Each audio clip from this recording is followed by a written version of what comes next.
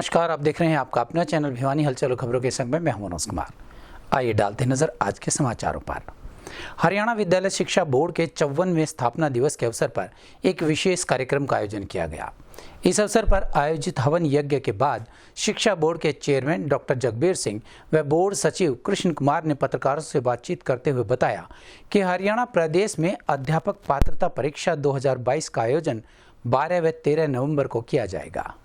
हरियाणा विद्यालय शिक्षा बोर्ड के चेयरमैन डॉक्टर जगबीर सिंह व बोर्ड के सचिव कृष्ण कुमार ने भिवानी में बोर्ड के 54वें स्थापना दिवस के मौके पर पत्रकारों से बातचीत करते हुए बताया कि एस्टेट परीक्षाओं में 3 लाख के लगभग अभ्यर्थी परीक्षा देंगे। हरियाणा प्रदेश में राज्य सरकार द्वारा 15 से 16 हजार अध्यापकों की नियुक्ति की जानी है। इसी के चलते एस्टेट की परीक्षाओं का समय पर संचालन करवाया जा रहा है। 8 सितंबर 1969 को हरियाणा विद्यालय शिक्षा बोर्ड की स्थापना हरियाणा विद्यालय शिक्षा बोर्ड अधिनियम के तहत की गई थी तथा आज बोर्ड के 54वें स्थापना दिवस के मौके पर बोर्ड परिसर भिवानी में हवन यज्ञ का कार्यक्रम आयोजित कर बोर्ड के सभी कर्मचारियों ने बोर्ड की बेहतर कार्यप्रणाली को लेकर शुभकामनाएं प्रकट की। इस मौके पर बोर्ड के चेयरमैन डॉक्टर जगबीर सिंह व सचिव कृष्ण कुमार ने बताया कि बोर्ड की स्थापना के समय 1969 में हरियाणा विद्यालय शिक्षा बोर्ड में 100 कर्मचारी थे जो 80,000 के लगभग विद्यार्थियों की परीक्षाएं लेते थे। आज बोर्ड में 1,000 के लगभग कर्मचारी व अधिकारी हैं तथा 10वीं 12वीं एस्टेट DLAD की लगभग 8 से 10 लाख के लगभग विद्यार्थियों की परीक्षाओं का संचालन प्रतिवर्ष करते हैं। इस प्रकार बोर्ड की स्थापना के बाद 10 गुना तक कार्य व विद्यार्थियों की संख्या बोर्ड के विकास क्रम में पिछले 54 सालों के दौरान बढ़ी है। वहीं हरियाणा विद्यालय शिक्षा बोर्ड की उपलब्धियों को गिनवाते हुए उन्होंने बताया कि हरियाणा विद्यालय शिक्षा बोर्ड देश के अग्रणी शिक्षा बोर्डों में से एक है। यहाँ पर न केवल सिक्किम, गुजरात बल्कि नेपाल शिक्षा बोर्ड के कर्मचारी भी यहाँ की कार्यप्रणाली को देखने के लिए शैक्षणिक टूर पर आते हैं। वेद पर आधारित भारत की संस्कृति चलती है, उसको ध्यान में रखते हुए आज बोर्ड के 54वें स्थापना दिवस के उपलक्ष्य में बोर्ड परिसर में आज हवन किया गया। उसमें विश्व कल्याण की, भारत राष्ट्र की, हरियाणा प्रांत की और बोर्ड के कर्मचारी अधिकारियों की, बोर्ड परिवार की सुरक्षा और स्वास्थ्य की भगवान से कामना की गई। सर्वे भवन्तु सुखिनः इस आधार पर के सबके सुख की कामना करते हुए आज बोर्ड परिसर में ये हवन यज्ञ किया गया। बोर्ड की स्थापना 8 सितंबर 1969 को हुई थी। उस समय बोर्ड में 100 अधिकारी कर्मचारी थे। आज 54वें वर्ष में उस समय केवल 80,000 विद्यार्थियों ने ये 1970 में बोर्ड की प्रथम परीक्षा ली गई थी। 17,000 विद्यार्थियों ने परीक्षा दी थी और धीरे धीरे आज बोर्ड 7 लाख विद्यार्थियों की 10वीं और 12वीं की परीक्षा लेता है। 37,000 विद्यार्थियों की JBT की परीक्षा लेता है और लगभग 2 लाख से 3 लाख के बीच में एस्टेट की परीक्षा लेता है। आज की स्थिति में बोर्ड इस प्रकार का कार्य कर रहा है। इस वर्ष विशेषकर पिछले वर्ष भी हवन किया था। लगातार पिछले 6 वर्ष हम हवन करके प्रत्येक वर्ष बोर्ड के स्थापना दिवस को मना रहे हैं। तो इस वर्ष में 68 बोर्ड पूरे देश भर में है। उन 68 बोर्डों में से हरियाणा विद्यालय शिक्षा बोर्ड एक बोर्ड है जिसने इतिहास की पुस्तकें 6ठी से 10वीं तक की पहली बार लिखकर प्रकाशित कर दिए हैं और विद्यार्थियों के लिए 6ठी से 10वीं क्लास में लगा भी दिए। इसी प्रकार इसी वर्ष से नैतिक शिक्षा की पुस्तकें, जिसमें अपने महापुरुषों के बारे में बोध कथाएं, प्रेरक कथाएं सबकी जानकारी देते हुए ऐसी नैतिक शिक्षा की पुस्तकें भी इस वर्ष से पाठ्यक्रम में लगाई गई हैं। हरियाणा विद्यालय शिक्षा बोर्ड में 10वीं 12वीं की परीक्षा के साथ ओपन की परीक्षाएँ भी होती हैं। उसके साथ साथ 45 गुरुकुलों को भी मान्यता भी दी गई है और एफिलिएशन भी दी गई है। बोर्ड प्रांगण भारत सरकार की नीति के अनुसार, हरियाणा सरकार की नीति के अनुसार अपना जो वेस्ट है NGT की गाइडलाइन के तहत खुद ही कंपोस्ट खाद बनाने के लिए अपना ही बोर्ड में लगाया गया है। उसमें कंपोस्ट खाद बनाई जाती है।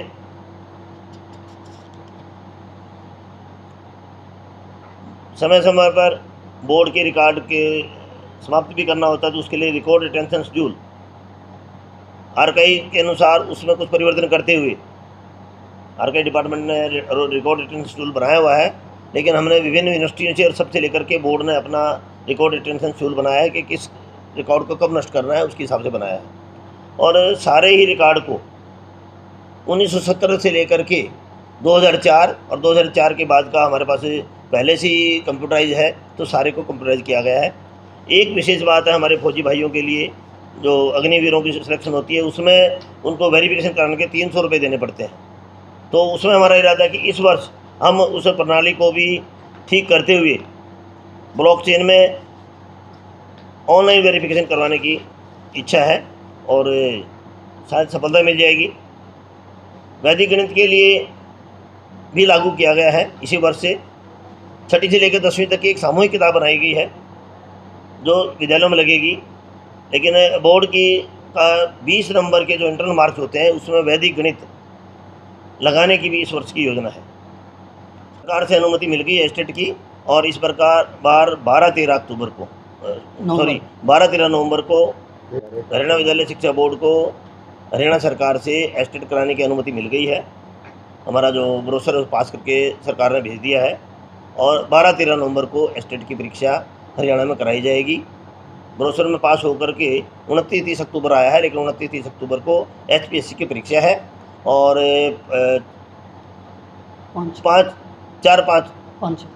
5-6 तारीख को SSS की जो combined entrance test net NT के द्वारा ले जाना है उसकी परीक्षा है।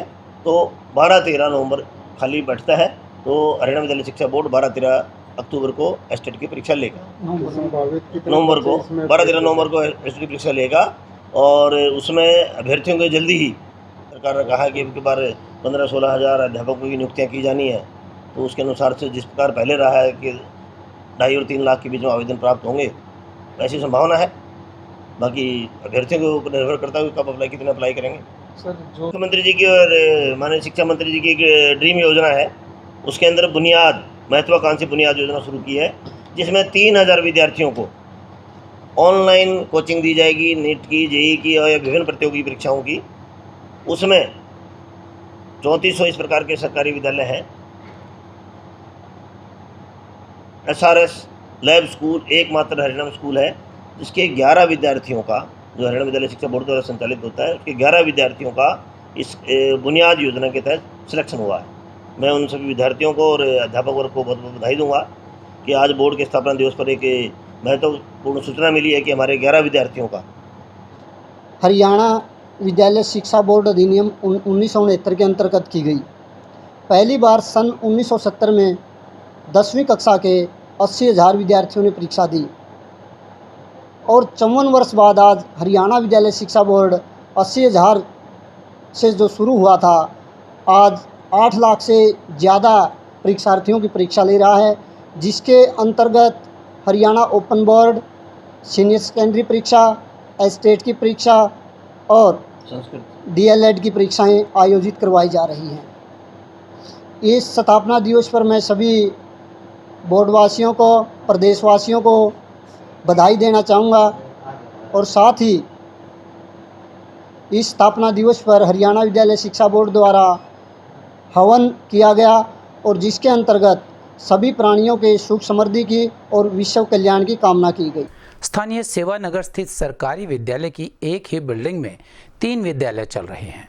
गुरुवार को इस भवन का औचक निरीक्षण करने नगर विधायक घनश्याम सराफ पहुंचे और यहां की व्यवस्थाओं का जायजा लिया। वहीं उन्होंने कहा कि शीघ्र ही नए भवन के लिए प्रस्ताव भेजेंगे और शिक्षा मंत्री एवं मुख्यमंत्री से भी बातचीत करेंगे। निरीक्षण के दौरान उक्त स्कूल में 5 कमरों में 667 बच्चे पढ़ाई करते हुए मिले। कमरों की कमी की वजह से बच्चों को बरामदों व स्टाफ रूम में बैठाया हुआ मिला गया था। विधायक श्री सराफ से शिक्षकों ने स्कूल भवन की कमी की बात दोहराई। इस दौरान स्कूल मुखिया ने विधायक सराफ को जिला शिक्षा अधिकारी को भेजे भवन के प्रस्ताव की प्रति भी सौंपी, जिस पर विधायक सराफ ने कहा कि वे शीघ्र उक्त स्कूल के भवन के लिए प्रस्ताव बनाकर भेजेंगे और वे इस मामले के बारे में CM व शिक्षा मंत्री से भी बातचीत करेंगे ताकि बच्चों को जल्द ही नया भवन उपलब्ध हो सके। आज सेवा नगर में एक लड़कियों का स्कूल जॉइंट स्कूल यहाँ पे सरकारी चल रहा है। 8वीं तक का एक स्कूल है। उसके अंदर जो भी अव्यवस्थाएं या बिल्डिंग की अव्यवस्था है उसको ठीक दुरुस्त करवाने का काम हमारी सरकार करेगी। और दूसरा स्कूल जित्तूवाड़ा जोड़ का प्राइमरी स्कूल है, उसको भी जो भी कमियां इनमें हैं वे पूर्ण रूप से ठीक हों, इसके लिए हमारा ये दौरा रहा है कि हम हर एक स्कूल में जाकर उनकी व्यवस्थाओं को चेक करें, उनमें खाने का सामान क्या मिलता है और किस टाइप से हमारे बच्चों को ये दिया जाता है और बच्चे कितने इस चीज़ से आश्वस्त हैं कि हमें प्रतिदिन का खाना समय पे मिलता है और उन बच्चों के भविष्य को उजागर करने के लिए आगे आने वाला समय में ये देश के बड़े से बड़े ओहदे पर पहुंचने वाले ये हैं, इन सब का मैं सरकार की तरफ से और हमारे माननीय मुख्यमंत्री मनोहर लाल जी की तरफ से, हमारे शिक्षा मंत्री कंवरपाल गुर्जर जी की सौजन्य से प्रत्येक स्कूल में कोई भी कमी है तो हम उसको दूर करने का काम करने जा रहे हैं।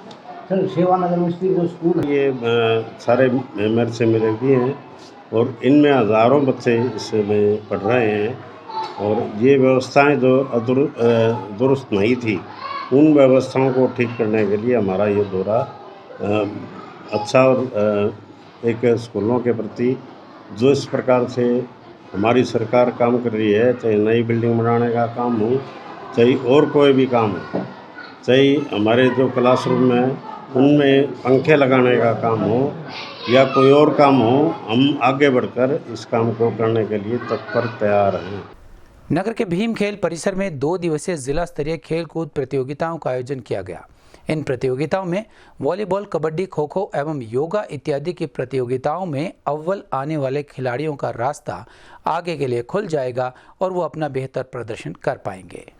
उल्लेखनीय है कि स्थानीय भीम स्टेडियम में 2 दिवसीय जिला स्तरीय खेलकूद प्रतियोगिता का आयोजन किया गया, जिसमें जिले भर से सरकारी स्कूलों के खिलाड़ियों ने भाग लिया। वहीं जब इस बारे में डीपी अशोक सिंह से बातचीत की गई तो उन्होंने बताया कि पिछले सप्ताह खंड स्तरीय खेल प्रतियोगिताएं हुई थी तथा उन विजेता खिलाड़ियों की आज जिला स्तर पर 2 दिवसीय खेलकूद प्रतियोगिता हुई है। इसमें वॉलीबॉल, खो खो, हैंडबॉल, कबड्डी और योगा इस प्रकार की अनेक प्रतियोगिताएं करवाई गई। साथ ही उन्होंने यह भी बताया कि प्रतियोगिता में जो खिलाड़ी विजयी होंगे उन्हें आगे स्टेट लेवल पर अपनी प्रतिभा दिखाने का मौका मिलेगा। वहीं जब पिंकू पीटीआई से बातचीत की गई तो उन्होंने बताया कि 2 दिवसीय खेलकूद प्रतियोगिता का आयोजन जिला शिक्षा अधिकारी की देखरेख में किया जा रहा है। इसमें ग्रामीण क्षेत्रों से खिलाड़ी निखर कर सामने आ रहे हैं। वह इस प्रकार की प्रतियोगिताओं से खिलाड़ियों का मनोबल ऊंचा होता है और खिलाड़ी का इन खेलों से सर्वांगीण विकास भी होता है। इस प्रकार की प्रतियोगिताएं खिलाड़ी के लिए आगे का रास्ता खोलने का काम करती हैं।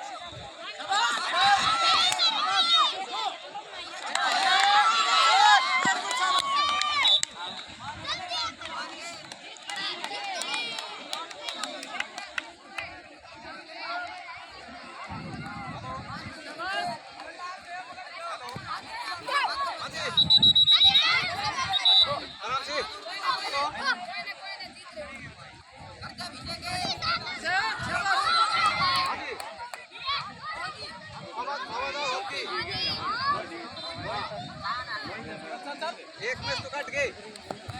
हाँ तो से जीत लिए वो बात हो गया।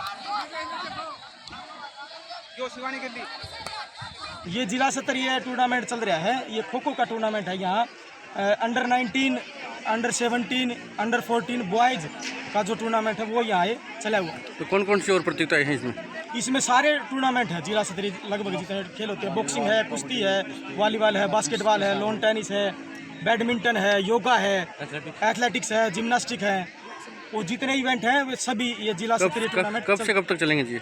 ये 8 से 10 तक चलेंगे, 8, 9, 10 तक। क्या नाम सर आपका? मेरा अरविंद डिप्पी। सोनीपत के पास कुंडली बॉर्डर पर थार जीप द्वारा दिल्ली बस डिपो के चालक जगबीर सिंह की निर्मम हत्या के विरोध में रोडवेज कर्मचारियों ने पूर्ण हड़ताल करके बसों का चक्का जाम किया। उन्होंने मांग की कि हत्यारों की शीघ्र ही गिरफ्तारी की जाए और उन्हें सख्त से सख्त सजा दी जाए। सोनीपत के पास कुंडली बॉर्डर पर थार जीप द्वारा दिल्ली डिपो के चालक स्वर्गीय श्री जगबीर सिंह की निर्मम हत्या के विरोध में वीरवार को रोडवेज कर्मचारियों ने पूर्ण हड़ताल करके बसों का चक्का जाम किया। वे 8 सितंबर को सुबह 4 बजे से ही भिवानी डिपो के रोडवेज कर्मचारी, सांझा मोर्चा के सभी कर्मचारी बस स्टैंड पर इकट्ठा होना शुरू हो गए थे। इसके बाद कर्मशाला के गेट पर आकर कर्मचारियों ने धरना प्रदर्शन करते हुए हरियाणा सरकार के खिलाफ जोरदार नारेबाजी करते हुए चालक के हत्यारों की शीघ्र गिरफ्तारी की मांग की। वहीं राज्य कमेटी के नेता नरेंद्र दिनोद, पवन शर्मा, भिवानी डिपो के प्रधान प्रदीप दुग्गल, ललित शर्मा व पवन फोगाट ने बताया कि हरियाणा राज्य परिवहन सोनीपत डिपो की बस 6 सितंबर को सुबह 4 बजे सोनीपत से जयपुर के लिए चली। व कुंडली थाने के पास एक थार जीप चालक बार बार बस की साइड दबा रहा था, जिसको समझाने के लिए नीचे उतरे परिचालक फतेह सिंह व बस में बैठे दिल्ली डिपो के चालक जगबीर सिंह के ऊपर उसने जीप चढ़ा दी। मौके पर ही चालक जगबीर की मौत हो गई व परिचालक गंभीर रूप से घायल हो गया। चालक की हत्या के विरोध में कल ही सोनीपत व गोहाना डिपो बंद कर दिया गया था। साथ ही उन्होंने कहा कि प्रशासन द्वारा हत्यारों के खिलाफ धारा 302 के तहत मुकदमा तो दर्ज किया गया, परंतु अभी तक हत्यारों को गिरफ्तार नहीं किया गया है। इसके अलावा चालक के परिवार को मुआवजा व नौकरी देने की मांग पर भी प्रशासन से बात चल रही है। कर्मचारी नेताओं ने सरकार से पुरजोर मांग करते हुए कहा कि 24 घंटे के अंदर हत्यारों को गिरफ्तार किया जाए व उन्हें सख्त से सख्त कानूनी कार्रवाई दी जाए व मृतक चालक के परिवार के एक सदस्य को स्थायी नौकरी व 50 लाख रुपए का मुआवजा भी दिया जाए। क्या नाम है? मैं अनिल नागर, ब्लॉक सह सचिव सर्व पंचायत संघ हरियाणा। आज हमने ये जो हड़ताल कर रखी है, ये एक सोनीपत डिपो की बस में एक साथी ड्राइवर साथी जा रहा था, वहाँ पे गाड़ी चला रहा था, वहाँ से एक थार गाड़ी निकली हुई थी और बार बार में रोडवेज की साइड दबा रही थी। और जब हमारे साथी रोडवेज ड्राइवर ने ये उतर कर पूछा कि आप बार बार में क्यों साइड दबा रहे हो, और उस थार वाले गाड़ी में 2 लड़के और 2 लड़कियां थी जो कि नशे में धुत थी, और उन्होंने ड्राइवर और कनेक्टर के ऊपर गाड़ियाँ चढ़ा दी और मौके पर ही ड्राइवर की तो वहीं मौत हो गई और परिचालक जो है वो गंभीर रूप से घायल हो गया। उसी की एवज में हमने ये आज धरना प्रदर्शन हड़ताल की है और उससे आहत होकर, ड्राइवर की मौत से आहत होकर उसके लड़के ने भी सल्फास की गोली खाकर आत्महत्या कर ली है। यानी कि उसका पिता भी और उसका बेटा भी दोनों एक्सपायर हो गए हैं। इसलिए हम सरकार से मांग करते हैं उचित कार्रवाई करें और दोषियों के खिलाफ उचित से उचित सजा दें। मैं चालक संख्या 284 रमेश कुमार, भिवानी डिपो हरियाणा। हमारी प्रशासन से ये पूछना चाहते हैं कि जिस टाइम ये हादसा हुआ वो गाड़ी कहीं दिल्ली बॉर्डर से आई होगी, वहाँ की CCTV कैमरा या टोल टैक्स से निकली होगी, उसके दौरान सबूत इकट्ठा किए जा सकते थे। अगर पुलिस का कर्मचारी किस तरह कोई हादसा, कोई एक्सीडेंट या कुछ भी बात होती है तो उनके लिए संज्ञान लेते हैं। हमारी घटना को इतने घंटे हो गए, हम प्रशासन से पूछना चाहते हैं कि कार्रवाई क्यों नहीं कर रहे, या वो किसी नेता का बेटा है या क्या कारण है इसके पीछे। हमारे कर्मचारियों की मांग है उसको उचित न्याय मिले और तब तक के लिए हड़ताल जारी रहेगी। क्या कारण है चक्का जाम किया गया? मैं प्रदीप कुमार, डिपो प्रधान हरियाणा रोडवेज वर्कर यूनियन। जो 3 दिन पहले जो घटना घटी थी सोनीपत के अंदर, तो दिल्ली डिपो का जो चालक था जगबीर सिंह, उसके थार कार चालक द्वारा कुचलकर मार दिया गया था। उसके बावजूद आज तक कोई कार्रवाई नहीं हुई, नहीं हत्यारों को गिरफ्तार किया गया, नहीं उसके परिवार के कोई आज तक कोई मुआवजा, कोई सरकारी नौकरी उसके प्रति सरकार से कोई आज तक आश्वासन मिला है। और SP सोनीपत, DC सोनीपत द्वारा आज तक कोई कार्रवाई नहीं की गई। और जो साझा मोर्चा जो हरियाणा रोडवेज का जो बना हुआ है, उसकी जो कॉल आई थी उस पर जो पूरा हरियाणा में जो चक्का जाम किया गया है। और आपके माध्यम से हम मांग करते हैं कि हत्यारों के खिलाफ सख्त कार्रवाई हो और मृतक के परिजनों को जो है आर्थिक मुआवजा मिले और सरकारी नौकरी। परिवार में कौन कौन है? उसका जगबीर चालक का बेटा जो कि 22 साल का था, उसने भी पिता की मृत्यु पर गहरा दुख व्यक्त और उसकी सहन न होने के कारण उसने भी जो है सुसाइड कर लिया गया। और वो जो है कल जो है रात को 11 बजे के आसपास उसकी जो मृत्यु हो चुकी है। तो एक ही परिवार में दो की मौत होने का सबसे बड़ा गंभीर मामला है। पवन शर्मा, राज्य प्रेस सचिव, दिल्ली डिपो के हमारे कर्मचारी चालक भाई जगबीर सिंह की जो हत्या हुई है, उस हत्या के विरोध में आज पूरे हरियाणा में जो है ना हड़ताल का आयोजन किया जा रहा है। हमारी यूनियन की मांग है कि जो हत्यारे हैं उनकी जल्दी से जल्दी गिरफ्तारी की जाए, मृतक के परिवार को 50 लाख रुपए का मुआवजा दिया जाए, उसके परिवार में से एक व्यक्ति को जो है ना सरकारी नौकरी दी जाए और जो घायल हैं उनको 10-10 लाख रुपए की सहायता राशि दी जाए। इसलिए ये हम आज पूरा हरियाणा में हड़ताल कर रहे हैं। आज सरकार से बातचीत है, हम आशा और उम्मीद करेंगे सरकार हमारी जो यूनियन की मांग है उस पर गौर करके और उस परिवार को मदद पहुंचाएगी। अपनी मांगों को लेकर ऑल हरियाणा दिव्यांग संघर्ष समिति के सदस्य करीबन 161 दिन से धरने पर बैठे हैं। धरने पर बैठे सदस्यों में से एक सदस्य की तबीयत खराब होने से इलाज के दौरान उसकी मृत्यु हो गई। समिति ने मृतक की आर्थिक सहायता के लिए 50 लाख रुपए व उनके भाई को सरकारी नौकरी देने की मांग की है। भिवानी में गुरुवार को ऑल हरियाणा दिव्यांग अधिकार संघर्ष समिति का अनिश्चितकालीन धरना 161वें दिन में प्रवेश कर गया। वहीं श्री संजय अग्रवाल एडवोकेट, अध्यक्ष प्रतिनिधि दिव्यांग समाज हरियाणा ने अपने संबोधन में बताया कि धरने के 160वें दिन शहीद हुए सुरेश कुमार, प्रदेश प्रवक्ता दिव्यांग समाज हरियाणा, पूर्णतः सरकार व प्रशासन की लापरवाही का नतीजा है। उन्होंने बताया कि सुरेश कुमार को लगभग 12 दिन पहले बुखार आया था। वे वायरल फीवर होने के कारण सिविल अस्पताल भिवानी में उनका इलाज चल रहा था तथा ठीक होने के बाद भी उन्हें कमजोरी महसूस हो रही थी, जिसके लिए फिर से उन्होंने सिविल अस्पताल में संपर्क किया। सिविल अस्पताल में लगातार 3 दिन जाने से अलग अलग डॉक्टरों ने अलग अलग बीमारियां बताई। इसके पश्चात प्राइवेट हॉस्पिटल में चेकअप करवाया गया, जहां प्राइवेट हॉस्पिटल के डॉक्टरों ने निमोनिया की शिकायत बताई। प्रशासन की सलाह पर फिर से उन्हें सिविल हॉस्पिटल में दिखाने के लिए भेजा गया। वे वहां से उन्हें पीजीआई रोहतक रेफर किया गया, जहां इलाज के दौरान उनकी मृत्यु हो गई। वहीं उन्होंने संयुक्त कमेटी के एक मांग पत्र, जिसमें श्री सुरेश कुमार प्रदेश प्रवक्ता को शहीद का दर्जा दिए जाने,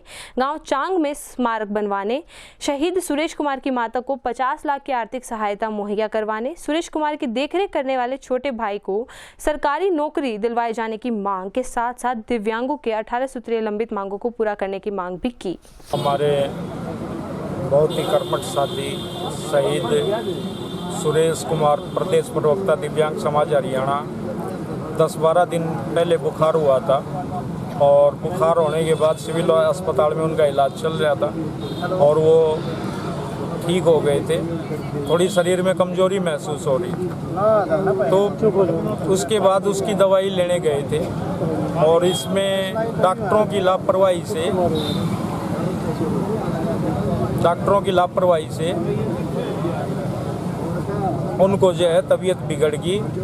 इसके बाद पीजीआई रेफर किया गया सिविल अस्पताल द्वारा और कल शाम 5:30-6 बजे के लगभग हमें ये दुखद समाचार प्राप्त। तो क्या मांग रखी है? हम आप मीडिया के माध्यम से सभी दर्शकों को बताना चाहते हैं कि हमारे प्रदेश प्रवक्ता की हत्या की गई है सरकार और प्रशासन द्वारा, क्योंकि हमारी मांगें कोई विशेष नहीं थी। दिव्यांग अधिकार अधिनियम 2016 को हमने ये कहा था कि इसके जितने प्रोविज़न है वो लागू करवाई जाए, जिसके लिए हम आज 161 दिन से बैठे हैं और 62 दिन कार्मिक अनशन हो गया। 12 सूत्रीय यहाँ मांगे हैं, जिसमें है कि रैंप लिफ्ट की पहले तल पे जाने की सुविधा हो, जो कि एक्ट में प्रोविज़न है, और विकलांगों के 3-4% कोटे के हिसाब से बीपीएल स्वास्थ्य योजना में और सारी योजनाओं में लाभ दे दिया जाए। 18 सूत्रीय मांग पत्र जो 2018 में सहमति बनी थी वो लागू कर दिया जाए, लेकिन सरकार की हठधर्मी की वजह से ये पूरी नहीं की और आज हमें हमारे प्रदेश प्रवक्ता खोना पड़ा। हम सरकार से मांग करते हैं कि सुरेश कुमार को शहीद का दर्जा दिया जाए और उनका गांव में एक स्टैचू लगवाया जाए। उसकी बूढ़ी माँ उसके हैं, उनको जो है 50 लाख रुपए सरकार दे और उनके एक भाई जो छोटे भाई उनकी सेवा कर रहे थे उसमें से नौकरी दी जाए सरकार। हम ये मांग करते हैं। आज डीसी साहब से भी मुलाकात की गई है, मुलाकात हुई थी, हमने अपनी ये मांग रखी थी तो उन्होंने कहा था कि लिखित में दी जाए।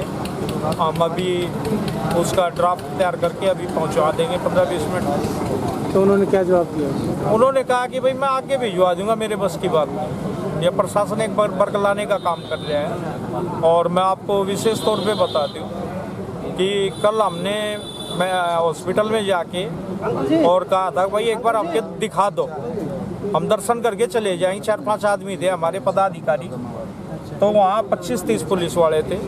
और क्या मामला जी? मैं सरपंच देवेंद्र का लड़ा चांद, सुरेश कुमार दिव्यांग था, दोनों हफ्तों से लगभग 160 दिन से यहाँ धरने पर बैठा था। 10 दिन पहले उसकी तबीयत खराब होने की वजह से पहले यहाँ हॉस्पिटल में उसको दिखाया गया, फिर मेडिकल हॉस्पिटल लगा कर यहाँ से रेफर कर दिया रोहतक के लिए। 2-3 दिन ट्रेन बाहर आने के बाद कल शाम को 6:30 बजे पता लगा कि वो एक्सपायर हो गया। तो उसकी डेड बॉडी रोहतक से भिवानी लाई गई है, अभी तक पोस्टमार्टम नहीं हुआ। इस हिसाब से मिले थे तो प्रशासन से हमारी बात हुई है, लगभग हम उनकी बात से सहमत हैं। रही दिव्यांग कमेटी की बात, हम इनको भी नहीं छोड़ सकते क्योंकि ये उन्हीं का साथी था, उन्हीं के परिवार का आदमी था। इनको समझाने का प्रयास कर रहे हैं। डी साहब ने क्या कहा?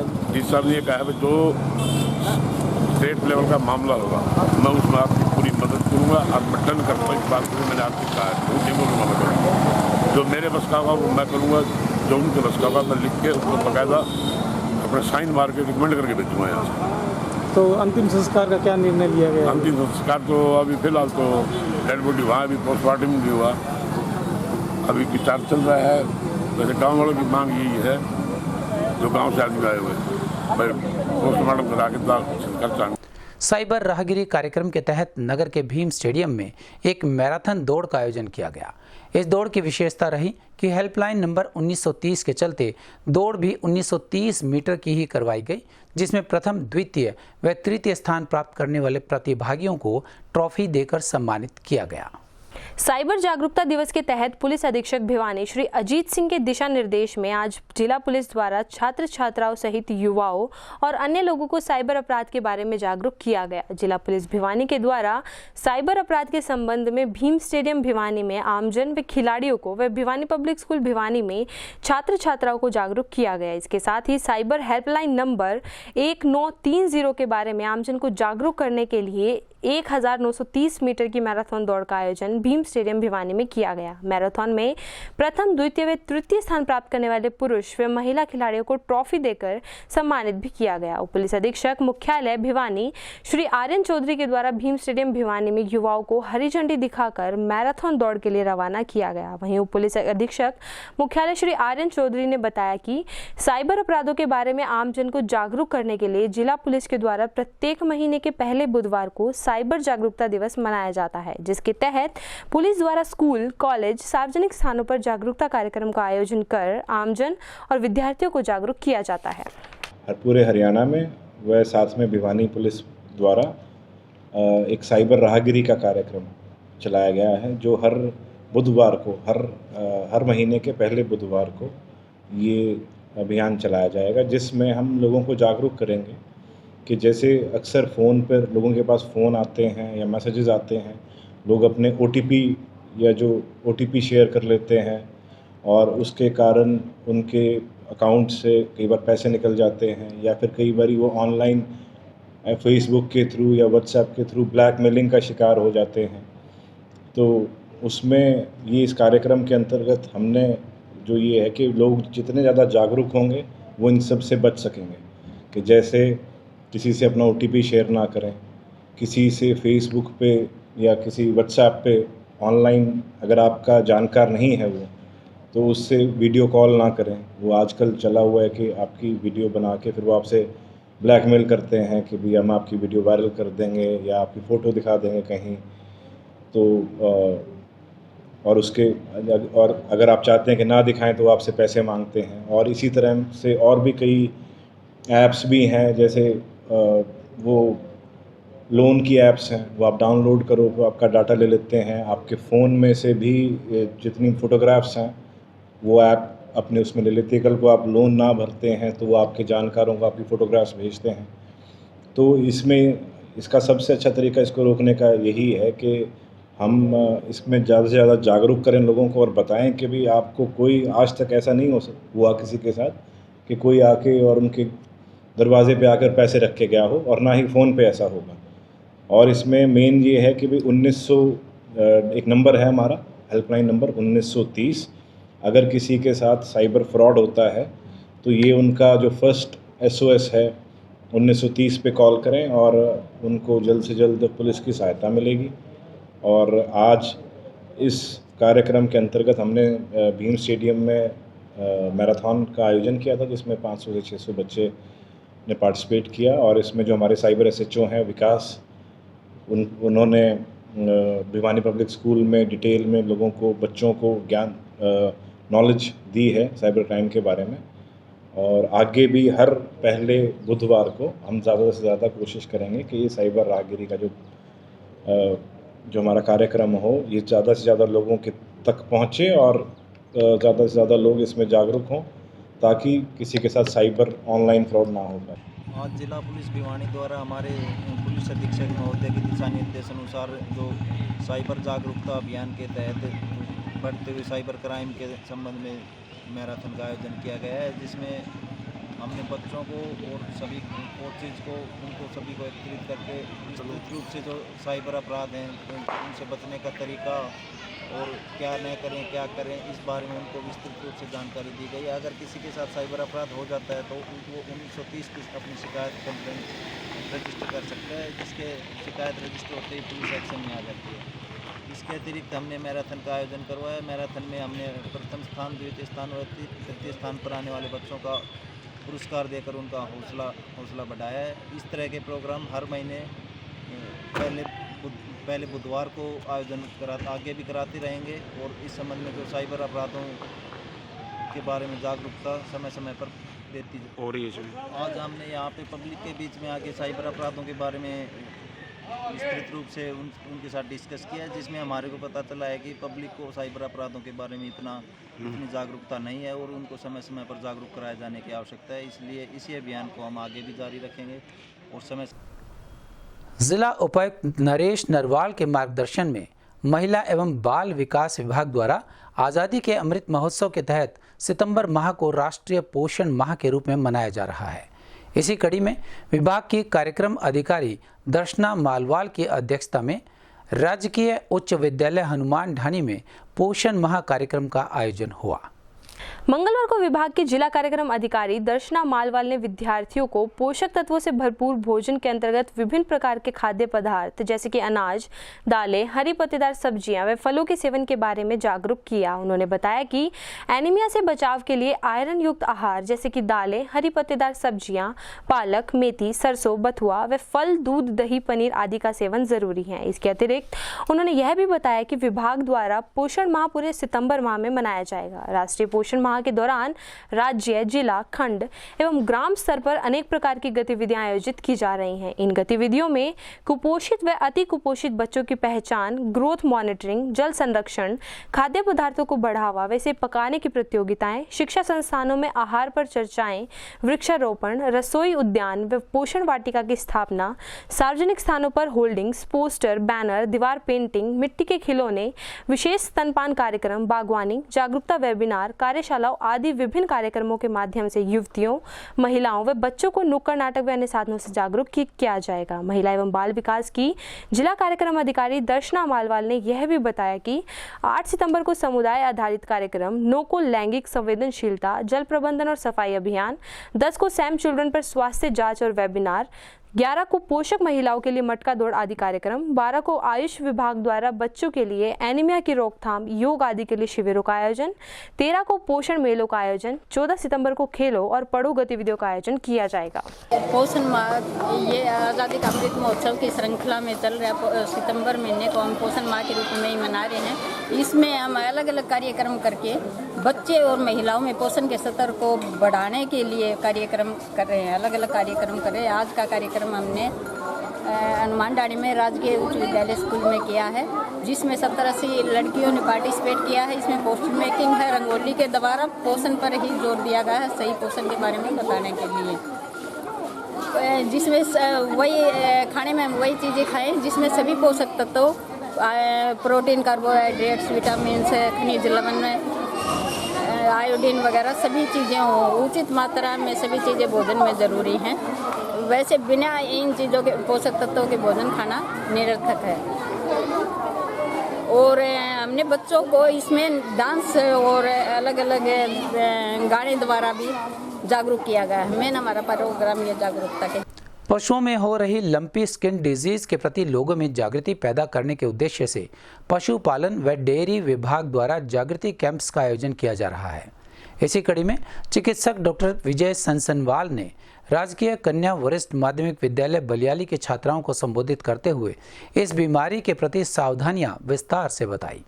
वहीं डॉक्टर सनसनवाल ने कहा कि यदि किसी पशु में इस बीमारी के लक्षण दिखाई दे तो उसे अन्य पशु से अलग कर दें तथा ऐसे पशु को संभालने वाला अन्य पशु के पास जाते हुए अपने हाथों को साबुन से अच्छी तरह से धोकर जाए। इस मौके पर हरियाणा सर्वोदय मंच के संयोजक जय सिंह वाल्मीकि ने कहा कि उनके मंच की टीमें भी घर घर जाकर इस बीमारी के प्रति लोगों को जागरूक कर रही हैं।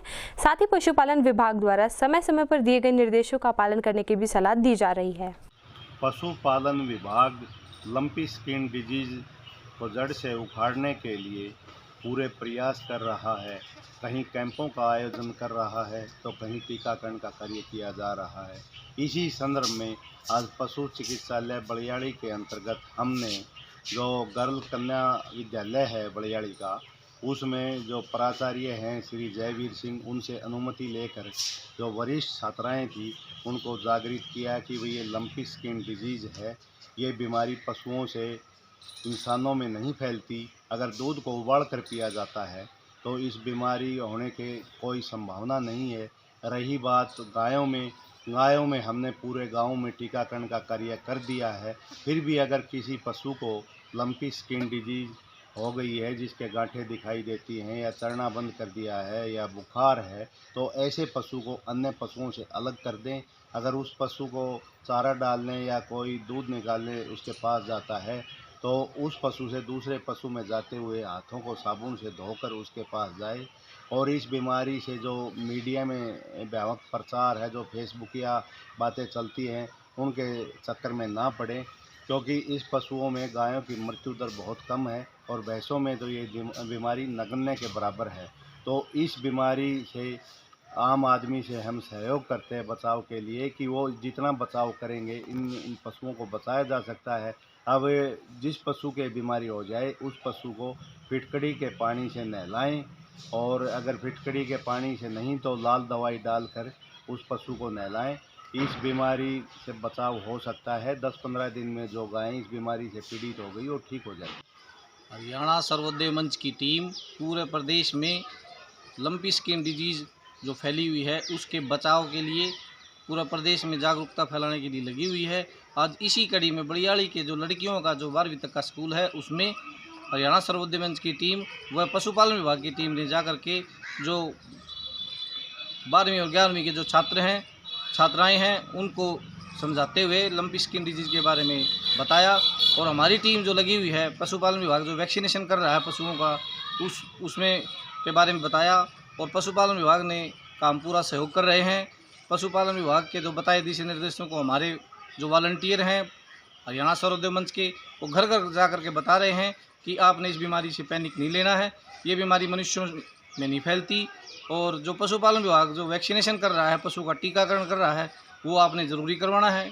ये बातें हमारा सर्वोदय मंच सभी हमारी टीम पूरे प्रदेश में लोगों को जागरूक करने के लिए लगी हुई है।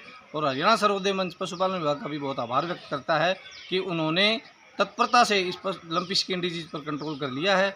और अब जो भी कोई एक आधा पशु है वो वैक्सीनेशन के जरिए, टीकाकरण के जरिए उसमें बीमारी आगे नहीं फैला पाएंगे। और जिसको भी जो हो जाती है तो पशुपालन विभाग द्वारा बताए निर्देशों को मानेंगे।